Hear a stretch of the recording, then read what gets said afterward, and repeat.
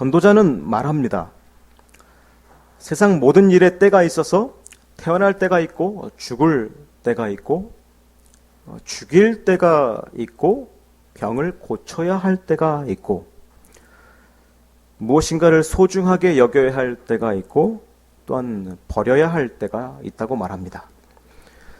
전도자가 말한 이 의도는 잘못 해석되기 쉬운데 그 잘못되기 쉬운 예들을 몇 가지 이야기해 보면 세상 만사가 이럴 때도 있고 저럴 때도 있기 때문에 얽매이지 말고 순간순간 임기응변해서 적당히 잘 생존하라는 그런 뜻이 아닙니다.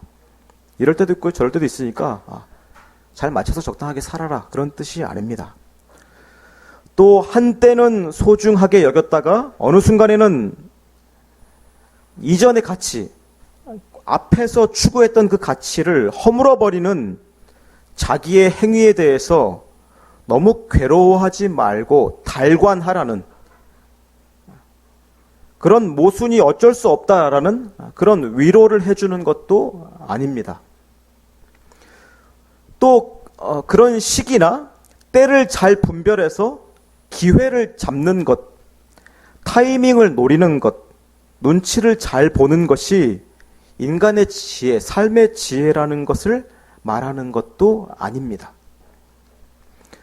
또 전도자가 말한 내용들, 이럴 때가 있고 저럴 때가 있다 하는 것에 그 두 가지 한 쌍에서 그 각각이 양쪽의 극단의 행위를 말하고 있는데 그때에 일어나는 그 양쪽 극단에서 일어나는 그 일들의 도덕적인 의미를 부여할 수 있는 그런 반대의 일들의 나열도 아닙니다.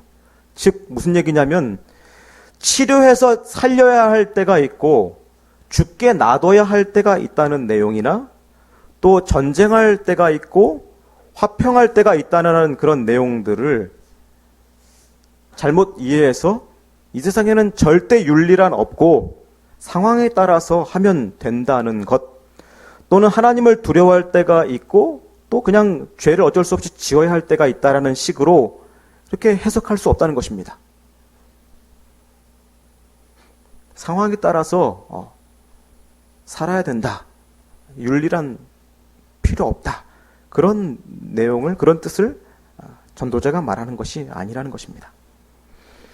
본문의 전도자가 말하는 것의 의도는 우리가 영원히 일관되고 지속되는 일을 할 수 없다는 것입니다. 어떤 일을 할 때, 그 일을 할 때 자기가 간직하고 있었던 추구하는 의미가 계속 지켜지지 않는다는 것입니다. 사람이 그 의미, 인생의 어떤 일을 하고 할 때 그 바라는 의미가 잘 지켜지도록 때를, 시기를 통제할 수 없다는 것입니다. 지금은 이 일이 가장 좋은 일이고 필요한 일이라고 생각해서 거기에 몰입하고 그것을 하는 것을 기뻐하고 그 일에 열정을 쏟지만 의미를 얻지만 그러나 시간이 지나면 그 한 일, 앞의 일을 뒤집어 버리는 일이 또 내가 그 이전에 그 일을 왜 했나 싶은 그런 일들이 일어나는 경우가 많다는 것입니다. 모든 인생들이 잠깐 쓸모 있는 것, 잠깐만 의미 있는 것을 위해서 땀 흘리고 수고합니다. 100년 만년 사용할 것처럼 물건을 만들고 또 돈을 주고 그런 것들을 사지만 사고 나면 금세 식상해서 버리려고 하고 또 새 것을 찾습니다. 사람에 대해서도 그렇습니다.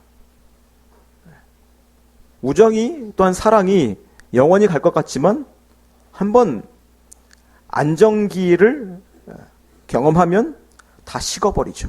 변합니다. 사랑도 변합니다. 또 엄청난 비용과 의료 기술을 사용해서 사람들을 어떻게든지 살려내지만 그렇지만 전쟁이 일어나면 또한 많은 비용을 사용하고 또한 사람을 살릴 때의 버금가는 모든 과학기술을 동원해서 사람들을 또한 열심히 죽입니다. 이렇게 인간이 하는 짓이 도무지 종잡을 수가 없습니다. 그런 모순되고 상반된 일들을 반복하는 가운데 인간은 자신이 잘하고 있다, 열심히 잘 살고 있다고 생각합니다. 9절에서 전도자는 그렇게 살아서 남는 것이 무엇이냐고 묻습니다. 그렇게 살아서 남는 게 뭐냐? 그리고 10절에서 대답합니다. 하나님이 인생들에게 그런 노고를 주사 애쓰게 하신 것을 내가 보았다 라고 대답합니다. 전도자는 앞에 1장 13절에서도 이렇게 말했습니다. 이는 괴로운 것이니 하나님이 인생들에게 주사 수고하게 하신 것이라고 같은 말을 한 적이 있습니다. 우리 인생이 수고하고 고생하도록, 또 시간 지나면 허무함을 느낄 것들을 애써서 하면서 살도록 하나님께서 의도하셨기 때문에 그렇다라는 것입니다. 하나님께서 왜 그런 삶, 고생했지만, 열심히 무엇인가를 했지만 시간이 조금만 지나면 허무해지는 그런 삶을 왜 살도록 하셨습니까? 사람이 죄를 지었기 때문입니다. 하나님께서는 사람을 지으실 때 영원을 사모하는 마음, 영원한 가치를 바라도록 만드셨습니다. 그래서 잠깐 있다가 사라지는 것들에 대해서 충분하게 여기지 않고 그것에서 허무함을 느끼고 괴로움을 느끼게 하셨습니다. 영원히 채워지지 않는 갈증을 영혼 가운데 주셔서 어떤 것으로도 그것이 채워지지 않고 단지 잠깐 순간적인 것들로 그 영혼의 갈급함을 일시적으로 채우도록, 잠깐만 만족하도록 만드셨습니다. 그래서 하나님이 우리에게 주신 순간적인 것들, 잠깐만 만족하게 하시는 것들도 중요한 것들입니다. 소중한 것들입니다. 애초에 그렇게 창조하셨습니다. 인간이 어떤 한 가지를 영원히 만족할 수 있는 대상으로 누리지 못하도록 애초에 창조하셨습니다. 그래서 하나님이 주신 순간적인 것들도 다 중요합니다. 그래서 그 순간적인 것들, 잠깐만 만족과 안전과 그런 유익을 줄 수 있는 것들이 하나님께로부터 온 것임을 깨달으면서 하나님께 감사하고 나아가서 하나님께만 영원한 만족, 참된 만족과 기쁨이 있음을 알게 하시려고 우리 인간이 헛되어 보이는 것들, 순간적인 것들, 사라져버리는 것들에 의존해서 살도록 창조하신 것입니다. 하나님만 의존하도록. 그래서 매 순간 하나님께 의존하도록 하신 것입니다. 우리의 참된 행복은 하나님께 의존하는 것임을 알게 하시는 것입니다. 그렇게 하나님은 우리가 하나님을 경외하도록, 두려워하고 하나님만 의존하도록, 그렇게 하나님께만 감사하도록 의도하셨습니다. 순간적인 것들로 우리를 둘러싸셨습니다. 그러나 인간이 타락한 이후에 하나님께 의존해서 영원한 만족을 누리는 것으로부터 끊어졌을 뿐만 아니라, 하나님과의 관계가 끊어졌을 뿐만 아니라 영원히 만족할 수 있는 그 가능성도 끊어졌을 뿐만 아니라 순간적인 만족마저도 고통과 모순이 있게 된 것입니다. 그러니까 순간적인 것들도 다 의미가 있는 것이고 우리에게 유익한 것이며 하나님께로 이끄는 좋은 것들인데, 타락한 이후에는 순간적인 것들마저도 다 왜곡되고 모순된 것이 되어버렸습니다. 타락한 인간들에게는 순간적인 기쁨들이 하나님께 감사하는 이유가 되지 않습니다. 앞에서 말한 대로 인간은 순간순간 최선을 다해서 살고 순간적인 것들, 그것들에도 만족하고 그것을 통해서 하나님께 더 의존하고 하나님을 인정하고 감사해야 되는데 타락했기 때문에 그것마저도 이제 상실해 버립니다. 그래서 순간은 다 왜곡돼 버립니다. 그래서 순간들은 하나님을 인정하고 감사하고 하나님께 더 영원한 의미에서 의존할 수 있는 그런 기회들, 접촉점이 되는 것이 아니라 이제는 타락해서 죄인이 되었기 때문에 이 순간들은 쾌락을 추구하는 단위들로 변질됩니다. 그리고 사라질 것, 허망한 것에 열심을 내야 하는 그런 한계 속에서 살아가게 됩니다. 그래서 허무함, 그리고 나중 되면 차라리 하지 말걸, 만나지 말걸, 그 일을 하지 말걸, 거기 가지 말걸 하는 일들, 후회가 늘 찾아올 수밖에 없는 그런 순간들이 양극단에서 반대해서 일어나도록 그렇게 되게 된 것입니다. 이런 한계 속에서 인간들은 하나님께 굴복해야 되는데 그렇게 하지 않고 오히려 앞에서 말한 대로 그 순간을 쾌락의 단위로 사용하거나 그리고 아무리 열심히 해도 그 의미들이 나중에 가서는 다 헛되기 때문에 오히려 죄인인 인간들은 그 순간들, 그것이 오래 갈 수 없는 그 순간들을 이용해서 서로를 이용해 먹고 이익을 남기기 위한 기회주의로 사용됩니다. 하나님을 더 사랑하고 영원한 만족을 줄 수 있는 하나님께로 나아가는 그런 순간이 아니라 오히려 하나님께 더 불평을 하고 불만을 품고 그리고 죄악된 세상 속에서 더 살아남고 생존하기 위해서 순간을 쾌락의 단위로 쓰고 또한 타락한 인간들끼리 서로를 이용해 먹기 위한 그런 한계들로 사용합니다. 이게 무슨 뜻이냐면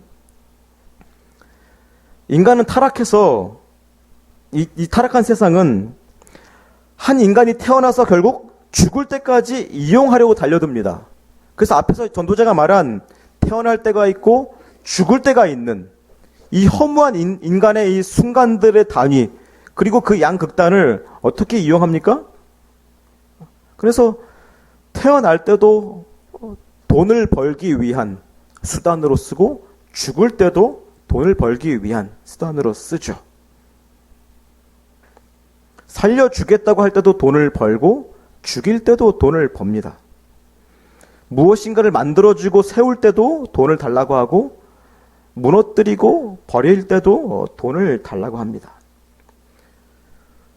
평화를 추구할 때도 돈을 필요로 하고 그리고 전쟁을 일으키는 것도 돈을 벌기 위해서입니다. 저자가 말한 양극단의 일, 한때 추구했던 의미가 완전히 상실되어 버리는 허무한 그 결말, 양극단에서 인간은 기회주의적으로 이용합니다.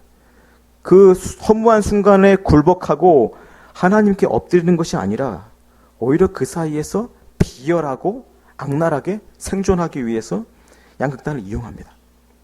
사랑할 때도 돈을 쓰게 하고 헤어질 때도 돈을 쓰게 합니다.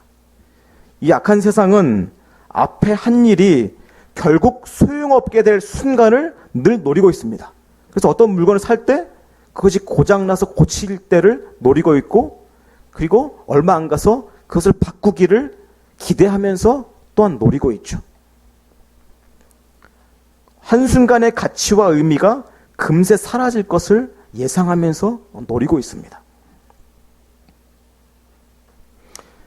모든 인간의 생존 시스템이 그렇게 돌아갑니다. 그것을 노리고 있습니다. 하나님께서는 인간이 비록 타락했지만 순간적인 행복과 고통 속에서 자신의 한계를 겸손히 인정하고 하나님께 굴복하기를 바라십니다. 그러나 인간은 계속 저항하면서 하나님 없이 살아남으려고 합니다. 그래서 16절에서 전도자는 불의와 악이 가득한 것을 보았다고 말합니다. 인간이 하는 짓, 결국 맞이하게 되는 죽음이 짐승과 다를 바 없다고 말합니다. 죄인인 인간은 짐승처럼 특별한 것을 인생에 남길 수 없습니다. 자기 삶에서 대단한 가치를 발견할 수도 없습니다. 인간이 그저 짐승과 다른 것은 무엇입니까? 17절에서 말하는 대로 심판받는 것밖에 없습니다. 짐승은 심판받지 않습니다. 인간은 심판받습니다. 전도자는 마지막 22절에서 말하는 대로 인간은 인생 속에서 자기 일에 최선을 다하고 즐기는 것이 전부입니다. 짐승과 비슷합니다. 왜 그렇습니까? 이후에 일어날 심판을 모르기 때문이라고 말합니다. 그래서 마지막 절에 그런 얘기를 하죠. 뒤에 일어날 일을 그 사람에게 보여줄 수 없다라고 말합니다. 마지막 절에. 마지막 절의 내용이 그것입니다. 그의 뒤에 일어날 일이 무엇인지를 보게 하려고 그를 그 자리로 도로 데리고 올 자가 누구랴. 그 사람이 장래에 나중에 무슨 일을 당하게 될지 보여주고 싶지만 아무도 그렇게 할 수 없다는 것이죠. 즉 무엇을 말합니까? 그것은 하나님을 모르는 인간들이 심판을 모르거나 하나님의 심판을 모르거나 자기가 죽은 이후에 당하게 될 심판을 모르거나 부인하기 때문에 애써 부인하기 때문에 그런 인간들의 인생의 낙은 인생의 즐거움은 단지 살아있는 동안일 뿐이라는 뜻일 수도 있고 그 뒤의 일을 모르기 때문에 지금 그냥 살아가는 것이고 또 하나님을 경외하는 사람이라도 성도라도 심판을 두려워하면서 하나님이 허락하신 인생의 한계 속에서 순간순간 최선을 다해 성실하게 살면서 감사해야 한다는 뜻이기도 합니다. 심판을 벗어날 수 없다는 뜻입니다. 심판을 벗어날 수 없기 때문에 이 생의 순간순간에 최선을 다해서 성실하게 살고 일하고 그리고 하나님 주신 것들을 감사하게 누리다가 심판대 앞에 가야 되는 것. 그게 짐승하고 다른 바. 그거다. 우리는 언젠가 무너뜨려야 할 그런 것을 알아도 열심히 쌓아야 합니다. 이 전도자가 말하는 것이 정확한 인생관입니다. 그런데 이 세상 사람들은 어떻게 이 인생을 가지고 어떤 결과로 가냐면 허무주의로 가거나 쾌락주의로 가죠. 그렇죠? 사실 두 가지는 동일한 것인데, 그래서 그냥 맥이 빠져서 그럼 이 세상 살아서 뭐하냐? 다 순간적인 것이고 뒤에 가서 또 내가 앞에서 쌓은 가치, 기대했던 것이 다 무너지는 일이 뒤에 나타나는데 이럴 때가 있고 저럴 때가 있는데 그래서 결국 다 앞에서 추구했던 것이 다 무너지는데 그러면 열심히 해서 뭐하냐? 공부해서 뭐하냐? 열심히 회사 다녀서 뭐하냐? 그러죠? 그런 허무주의에 빠지고 인생의 삶의 의미를 잃어버리거나 반대로 그것을 가리고자 쾌락주의로 갑니다. 아니면 간사하게 사는 것이죠. 어떻게든지 나는 좋다. 그냥 이 세상 열심히 나의 즐거움과 나의 보람을 위해서 어떻게든지 나는 악착같이 이 세상, 이 부조리한 세상, 인간이 알 수 없는 세상, 다 통제할 수 없는 세상이지만 이것의 눈치를 잘 보고 기회를 잘 틈타서 어떻게든지 살아남고 그래서 그것 가지고 잘 먹고 잘 살리라 하는 현실적인, 사실 그것도 다 쾌락주의입니다. 쾌락을 위해서 현실 속에서 어떻게 살아남겠다. 나는 굳건히 살아가리라. 이런 식으로 다 마무리를 합니다. 그러나 우리는 그렇게 살 수 없습니다. 전도자가 말하는 것이 그것입니다. 그 앞에서 말한 인간들의 반응을 다 깨뜨리기 위해서 전도서를 쓴 것입니다. 그렇게 반응해서는 안 된다. 우리는 순간순간에 최선을 다해야 된다. 의미 없어 보이고 또 아무리 열심히 살아도 그것을 다 뒤집어 버리고 다 무너뜨리는 그런 때, 그런 결과가 우리에게 찾아올지라도 우리는 지금 하나님이 허락하신 때 속에서, 이 시간 속에서 최선을 다해서 살아야 된다라는 것이 전도자가 말한 것입니다. 그래서 지금 내가 이렇게 열심히 하고 보람을 느끼는 이 일이 나중에 무의미해지고 썩어지고 그것이 아무런 무용지물인 때가 올지라도 지금 최선을 다해야 되는 것입니다. 왜 그렇습니까? 하나님은 순간순간을 다 모아서 심판하시기 때문입니다. 본문의 전도자가 그걸 말합니다. 그래서 우리는 언젠가는 분명히 죽을 인생이지만 자신과 다른 사람들을 건강하도록 행복하도록 돌봐야 됩니다. 그렇죠? 그럼 그러니까 이 전도자가 가진 창조주 하나님의 심판의 이 시각을 가진 전도자가 아닌 이상 사람들은 결국 어떻게 한다고요? 이 인간을 이용해 먹습니다. 의사도 물론 고맙지만 대부분 장사를 하죠. 그죠? 그래서 죽기까지 뜯어 먹습니다. 뽑아 먹습니다. 죽을 걸 알지만. 우리도 어쩔 수 없이 살기 위해서 찾아가는 것이죠. 그래서 이 사람이 병 들어가는 것, 죽어가는 것에서 전혀 안타까워하지 않습니다. 자기가 사랑하는 가족들이나 안타까워하지 환자가 죽어가는 것 안타까워하지 않습니다. 그러나 신자는 어떻게 해야 된다고요? 이 사람이 죽을 것을 알아도, 허무하게 죽을 것을 알아도 지금 이 사람의 건강, 우리 주변에서 가족들이나 내가 사랑하는 사람들의 건강을 최선으로 잘 돌봐줘야 됩니다. 언제든 죽을지라도, 언제 죽을지 몰라도 자기 육신 역시 그렇게 돌봐야 됩니다. 내가 이대로 살다 가면 죽겠지. 죽을 것을 알아도 하나님이 주신 이 순간만큼은 건강하도록 자기 몸을 잘 최선을 다해서 돌보고 책임감 있게 살아가야 됩니다. 그게 우리의 마땅한 의무입니다. 피조물로서의 의무. 그리고 이 세상 죄인들이 분명히 시간 지나면 어느 순간에 또 다투고 싸우고 죽을 것을 알아도, 전쟁 일으킬 것을 알아도 지금 기회가 된다면 계속해서 화해시키고 평화를 추구해야 합니다. 그것이 우리 성도들, 피조물에게 주어진 책임입니다. 아무리 지금 평화롭게 살아도 시간 지나면 언젠가는 또 전쟁의 때가 옵니다. 인간이 그렇습니다. 역사가 그렇습니다. 전쟁 안 올 거라고 착각하지 마십시오. 그러므로 어차피 또 전쟁 나면 다 초토화될 것인데 뭐하러 쌌나? 뭐하러 살려두나? 뭐하러 지금 평화를 추구하나? 아닙니다.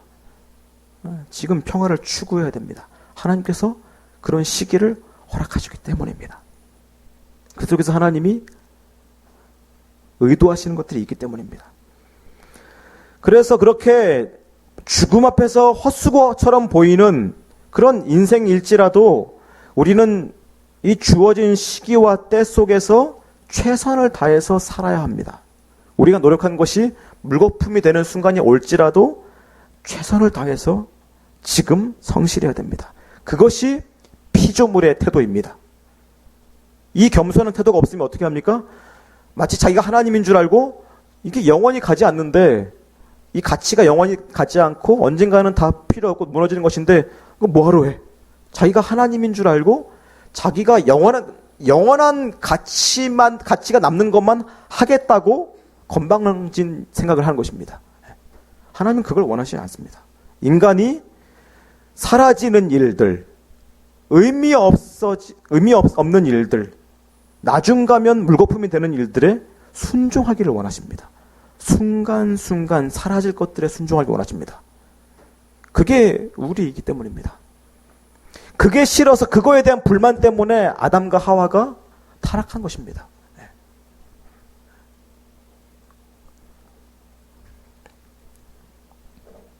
우리가 모든 것을 통제할 수 없고 앞서서 노력한 것을 뒤집는 난감하고 당황스러운 순간이 계속 있을지라도, 그런 일들이 계속 찾아올지라도 우리는 지금 이 순간에 최선을 다해야 합니다. 언젠가는 죽는다는 사실 때문에 무력해지는 것이 아니라 하나님께서 죽음으로 인생을 끝내게 하신다는 것을 알기 때문에 순간순간 충실해야 됩니다. 이 인생이 다 지나가는 순간이기 때문에, 딱 한 번의 기회이기 때문에, 순간순간들로 이루어진 한 번의 기회이기 때문에 매 순간 하루하루를 최선을 다해야 되고 성실해야 되고 깨어서 경건하게 살아가야 됩니다. 그것이 때를, 시기를 주관하시는 하나님을 인정하고 신뢰하고 감사하는 태도입니다.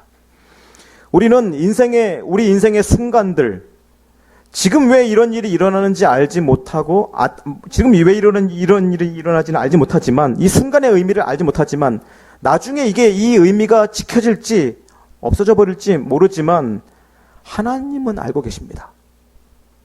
하나님께서 이러한 때들, 순간의 때들을 완벽하게 조화를 이루셔서 자신의 영광을 위하시고 또한 그 안에서 우리를 구원하시기 때문입니다. 우리가 태어날 때, 죽을 때, 웃을 때, 울 때, 건강할 때, 아플 때, 그 모든 인간이 이해할 수 없는 상반된 그 때들을 사용하셔서 우리를 다루시고 이 세상을 다루시고 구원하십니다. 그렇기 때문에 우리는 그 순간들 속에서 순종해야 됩니다. 영원한 가치, 내가 기억되지 않고 이 세상 사람들한테 내가 이렇게 기억될 만한 그런 영원한 가치가 남는 일이 아니라고 해서 나는 하기 싫다. 이게 건방진 것입니다. 우리는 사라지는 순간들 속에서 최선을 다해야 됩니다. 사람은 순간을 살다가 가는 것이고 지속될 수 없는 의미와 가치를 추구하면서 살 수밖에 없습니다. 우리는 시간 속에서 영원한 것을 남길 수 없습니다. 하나님을 떠나서는 인생이 정말 헛되게 하셨습니다. 그러나 의미가 없는 것이 아닙니다. 하나님만이 의미를 주시는 분이시기 때문에 하나님께 순종하면 됩니다. 우리는 지금의 이 순간의 의미를 이해할 수 없지만 하나님은 그 무의미해 보이는 것들을 다 조합하셔서 연결하셔서 인간이 이룰 수 없는, 남길 수 없는 큰 위대한 의미를 그리고 가치를 이루시고 계십니다. 그러므로 우리는 언젠가 뽑아버릴 것들을 오늘도 심어야 되고 그리고 사라질 것들을, 나를 떠날 것들을 정성스럽게 돌봐야 합니다. 그렇죠? 멸망할 이 세상을 잘 돌봐야 됩니다. 그렇죠? 네. 하나님 이 세상 심판하시잖아요? 없어지잖아요? 네. 그렇지만 개발해야 되고 나무를 심어야 되고 그리고 보호해야 합니다. 이게 우리에게 주어진 사명입니다. 순간 속에서 성실하게 순종해야 됩니다. 이것이 성경에서 말하는 인생관입니다. 우리가 스스로 어떤 의미를 찾아내려고 창조하려고 남기려고 하지 말고 헛되어 보이는 이 인생 속에서 순종하게 하신 하나님께 순종하고 순간순간 성실하게 책임감 있게 거룩하게 살아가는 것. 그게 하나님이 요구하시는 것입니다. 거듭난 자는 그게 보이는 것입니다. 이 세상 사람들은 그걸 할 수 없죠. 우리가 그런 믿음의 시각을 가지고 하루하루 정신 차려서 하나님이 이 시대 속에서 또한 주신 사명, 우리를 보내주신 이 땅과 이 시대 속에서 주어진 그런 사명들도 정신 차려서 잘 감당하길 바랍니다. 열심히 공부하고 열심히 일하고 또 심판받을 사람들도 열심히 사랑하고 그들이 예수 안 믿을지라도 열심히 돌보고 또한 복음 전해야 되는 것입니다. 허무하게 갈지라도 그것이 우리에게 주어진 인생입니다. 그것을 알고 우리가 인생을 뜨겁게 살기를 바랍니다. 기도하겠습니다.